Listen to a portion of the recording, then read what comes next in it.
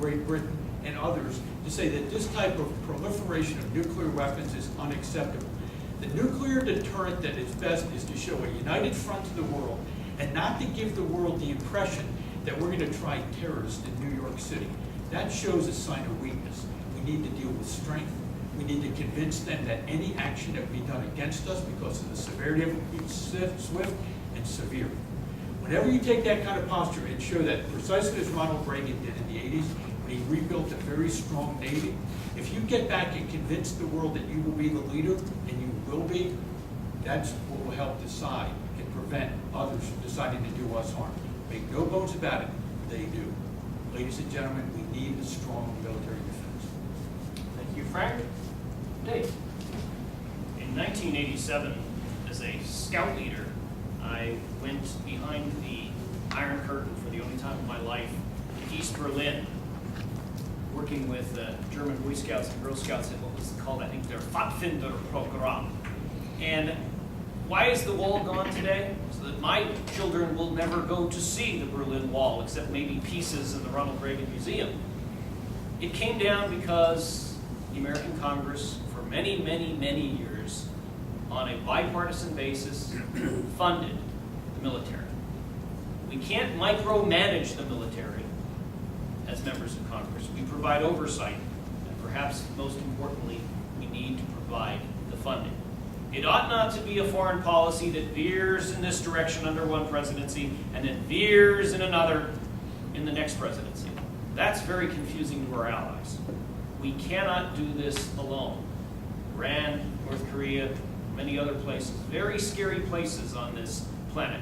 Unfortunately, all of our problems did not go away after Ronald Reagan and George Bush, our first George Bush, presided over the falling of the Berlin Wall. But we do need to keep up our guard. We need to work with our allies.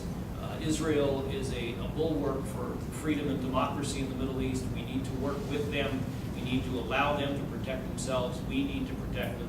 We need to work with those people who genuinely believe in democracy in places like Iran, Iraq, and Afghanistan. God knows they haven't had much familiarity with it in the last few hundred years, but I think we have seen some genuine progress there in that part of the world, and I think it's incumbent upon the next Congress to do what we can to protect our allies and to help democracy grow in that very, very difficult part of the planet.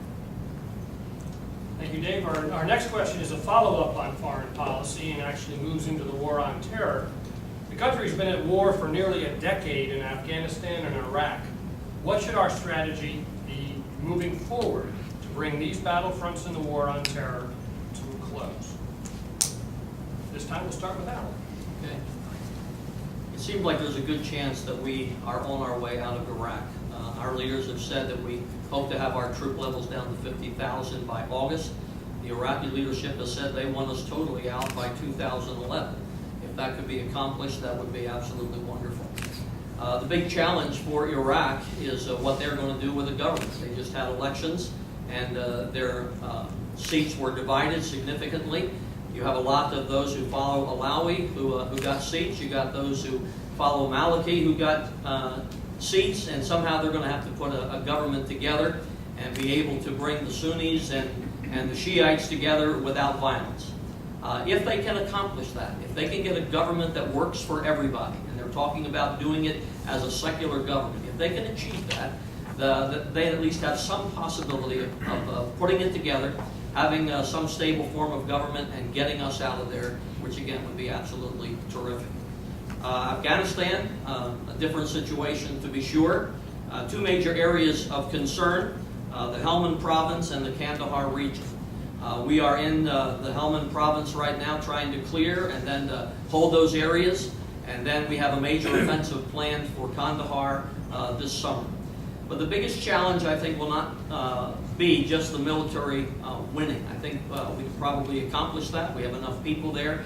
But it's going to be building confidence in the government. There's not much confidence in the national government, so there's an effort to build confidence in the lower levels of government.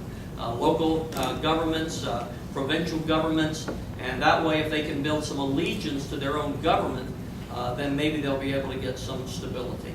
But it'll be a while before we are out of Afghanistan, but I think a lot of hope for Iraq at this point. Thank you, Alan. Frank? Iraq was not Vietnam, and at the same time, Afghanistan is not Iraq. You know, I spent 34 years in the Marine Corps, and the last 14 of years of which was attached to various groups of Special Forces and Special Forces Command and Special Operations Command. When you look at Iraq, I helped set up the Deputy Ministerial Committee of National Security. I knew Maliki, I knew Alao.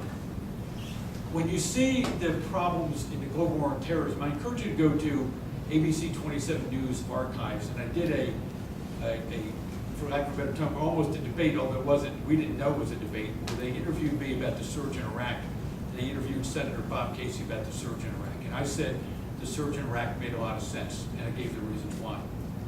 I recently wrote an article at www.frankryan.org, and it's been published areas that, at the same time, Afghanistan is not Iraq. A surge in Afghanistan is a very dangerous precedent. It's something that, having spent that much time in the military, I would caution us about. You can't fight your war based upon the last war. You need to use the special operations forces that we have. We've got the 193rd Wing here that's phenomenal. We've got a group of civil affairs people, groups in the United States Army, Marine Corps, and Navy, Navy SEALs, Army Special Forces groups.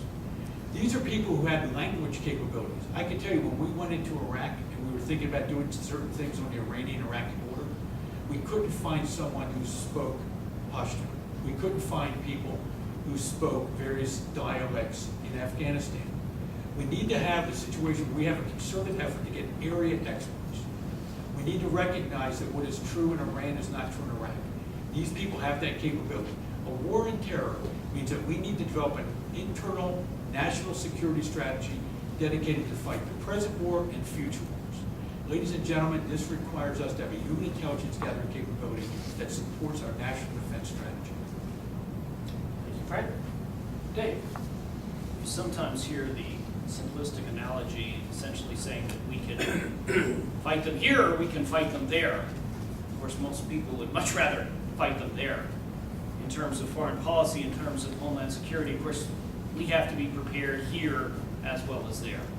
I don't believe that it is the Congress's job to micromanage every single military decision that is made. We're not qualified for that. We do have to provide a proper level of funding, however. That is the key role under the Constitution for the United States Congress in foreign policy. I think we can all come up with a lengthy list of things that we wish the Congress did not waste our money on. How many times have we heard people complaining about the stimulus bill that in places like Dauphin County and Schuylkill County and the other 3 counties in the district, it's not stimulating very much in terms of jobs in the economy. But I very, very seldom hear that people suggest we should cut back on congressional appropriations for the military or for Homeland Security. I think that that is at the very root of the programs that should be funded. I'm not saying we give them every single gadget that the brass may ask for. I think it's appropriate for Congress to ask all of the right questions. But I do think that we fund them and then we allow the military and the Homeland Security professionals to do the job that they are so well trained for.